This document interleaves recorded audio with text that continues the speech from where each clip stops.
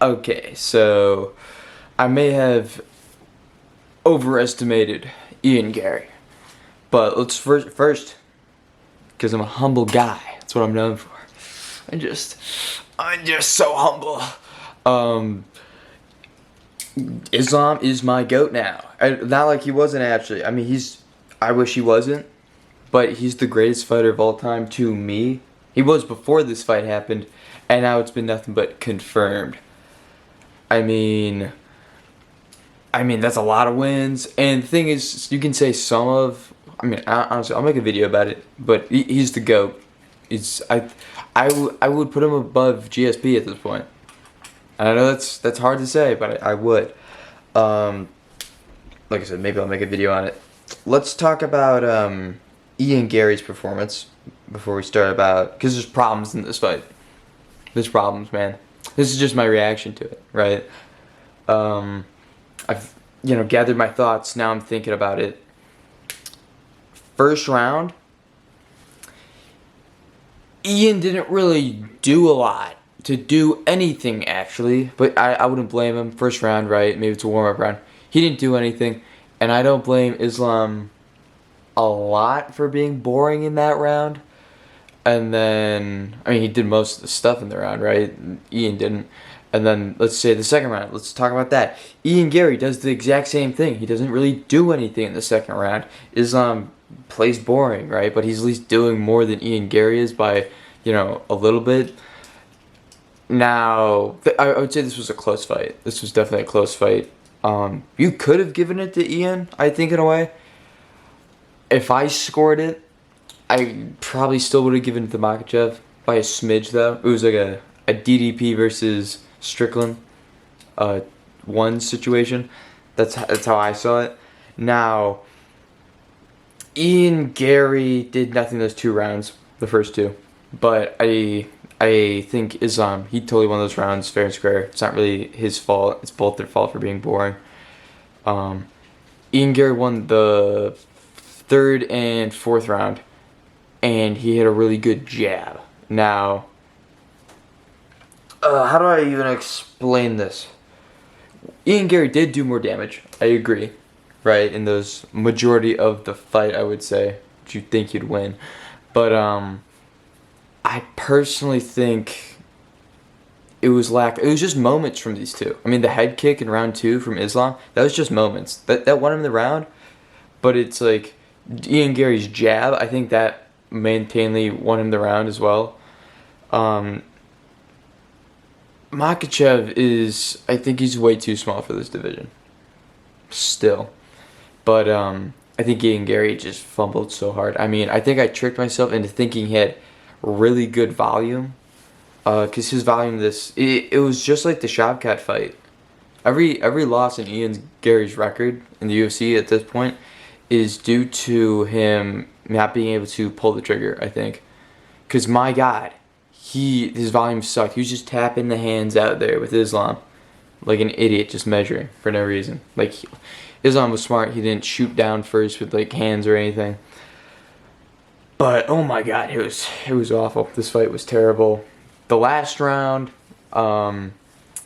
instead of like going out there, maybe pulling a McGregor and doing a spinning kick or snapping your ankle in the first round, he decided to hug him and like, oh my, you should have seen him after the fight too. It was awful. He's holding his hand up. That's your enemy, dude. What are we doing? Even Islam was like weirded out by it. I'm like, get Gary out of the ring. This guy, what was that? I saw a video. I'm not sure who it was. I would have named him if I could.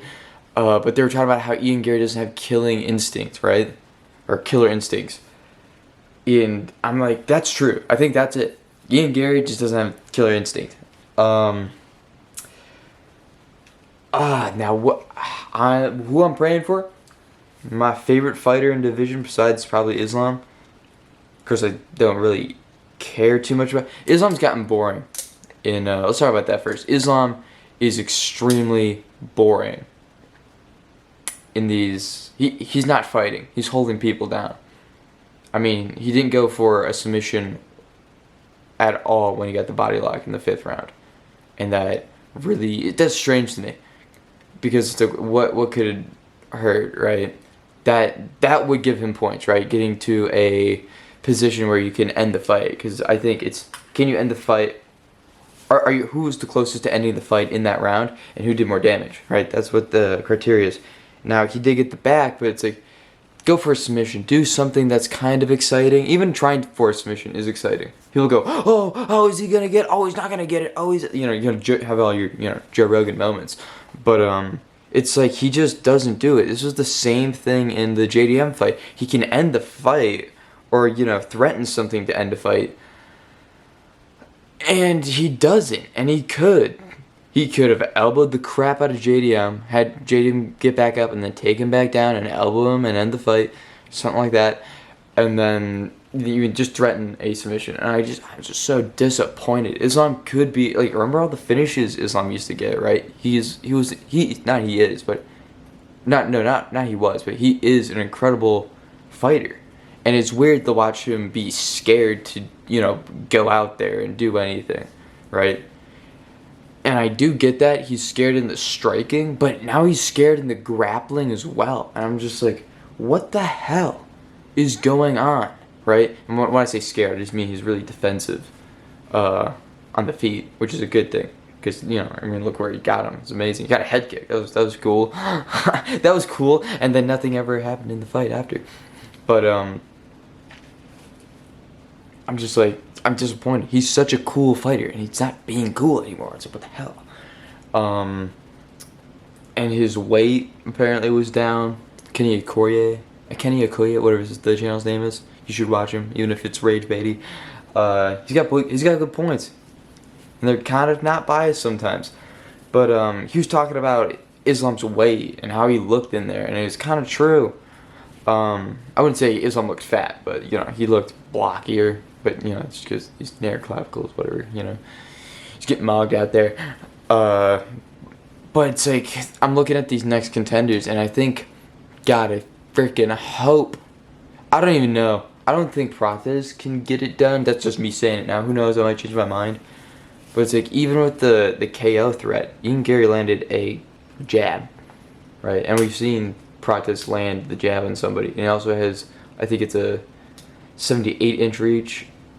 But it's like, I don't know if these guys can get it done against Islam. It's unfortunate because it's like, who's gonna get laid and preyed on next? But the thing is, Islam's kind of weighing lightly. That's what I was thinking before. But then I saw Islam's weight was really low. It was like 180 something, and I'm thinking, Poirier's getting in there 190. And we've been reported that Islam gets to like 185 mostly. I wish you just go down to 155 again. But it's like, I truly believe it. Now maybe we won't see it, but if Prates gets the fight next, it depends on what his takedown defense looks like. But I think he could get it done with that reach. It's a much larger than Gary's by like, what is it, 4? And then, what's his name? Morales. He's got a 79-inch reach, which is extremely significant to, it's what, 9 inches more than Islam? 8 inches more than Islam, right? That's a very big advantage. And they're also just taller. So, yeah, I mean, not, to Ian, Prates isn't taller, but Morales is taller. And I'm just thinking, man, I'm real tired. Watching all those Islam fights in the welterweight division, just yawning, yawn. But I think if I were to pick one out of the two, I think Morales beats Islam. But great win. I think he's the GOAT. And I do rate him more than GSP, even though he had like a snooze fest, right? But it's like, he's defending his belt. Was it the only person that ever like really do that was Daniel Cormier. That was pretty interesting. But it's like, that's the only guy we got, Daniel Cormier. This is an amazing, interesting thing to look at in the sport, even if it's boring. So props to Islam.